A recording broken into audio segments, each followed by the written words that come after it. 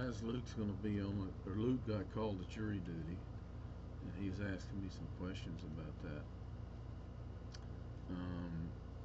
And this will be good for you to know. He asked me if I'd been on juries before, and I said yes, I've been on regular juries and grand juries. The regular jury, there was a guy, college-age guy in Brazos County, who had an open container in a vehicle, open beer, and he was waiting on his friends who were in the grocery store, the drive-in grocery, and a policeman saw it, cuffed him, took him to jail. And we let the guy off the hook because there was a dad on the jury who said he didn't like the way the police treated his son. You know, cuffing him and taking him to jail. And he wasn't driving, he just saw him with the container in the vehicle, open container. But he probably was driving, but he didn't see him. But anyway, the dad thought they were too hard on his son, and we said, okay, yeah, I kind of see that. And so we let the guy off, and I said, Luke, and I thought about trying to find that guy in the hall and tell him. We knew he was guilty as hell, but we let him off because of that one dad who defended, who didn't like the way the police treated him. And Luke said, well, if you had said that, that would have negated the ruling, wouldn't it? And I said, no. None of that is about whether you're really guilty or not.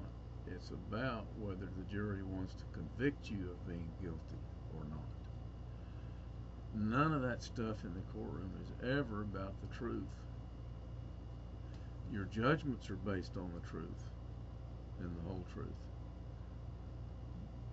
But the verdict is based on what you choose, what the jury chooses to unanimously make the verdict. And if they can't unanimously come to a verdict, it's a hung jury. This was hard for me to get in my head,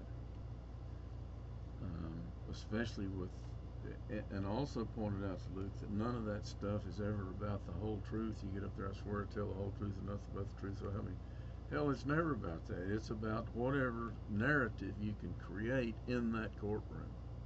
And everything is judged based on the narrative you create in the courtroom, which is why spin and all that stuff,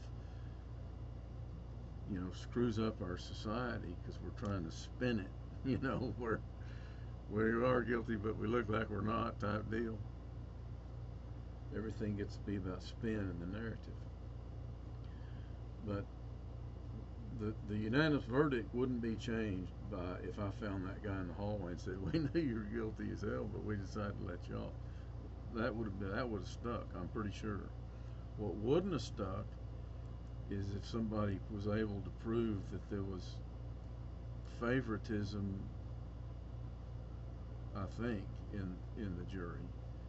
And I told Luke this story, that I was representing Strain Brothers at a trial in Colorado City, and we were found 0% at fault on a wreck that an 18-wheeler had.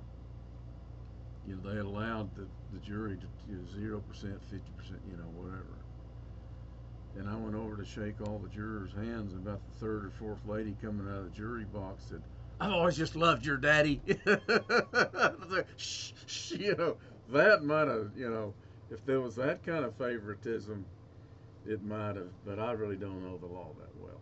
But my point with Luke was, our idealistic hearts want to think all that is about the truth and nothing but the truth, so help you God shit. No, it's not. It's about the game.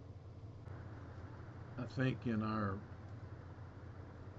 idealistic minds we want justice to be about justice, and it's not. It's about,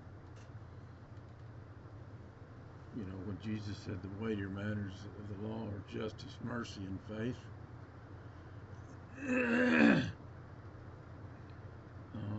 I noticed that in the civil court, perjury is not prosecuted. David could lie all she wanted to. Nothing happened.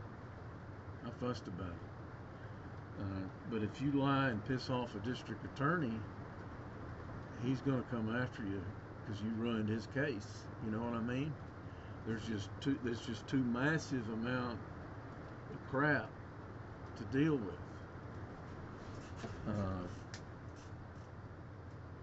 Which is what Opa meant when he said the courthouse is a poor place for justice. There's a famous case with T. Cullen Davis and Racehorse Haynes that when I was younger than you, it was in the news a lot, and I looked it up as an adult. And Racehorse Haynes was the attorney, and it was just obvious as hell that T. Cullen Davis was guilty of murder, but he got him off.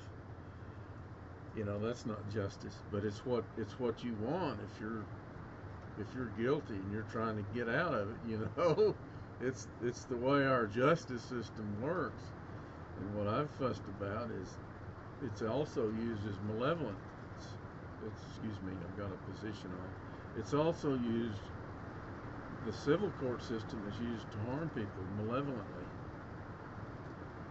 and I've really been a squeaky wheel about that. But the only way to get that changed is through lobbies, and I don't have enough influence to affect the lobby. But it's still good for public awareness. Like Mothers Against Drunk Drivers, they got the drunk driving laws changed. If you drive drunk and you harm people, you're going to the pen. And if you drive drunk and you hadn't harmed any people yet, but you get 3 of them, 3 DWIs, you're going to the pen too, because Mothers Against Drunk Drivers got tired of there being no justice for drunk drivers who killed their kids. The weightier matters of the law: justice, mercy, and faith. I get it.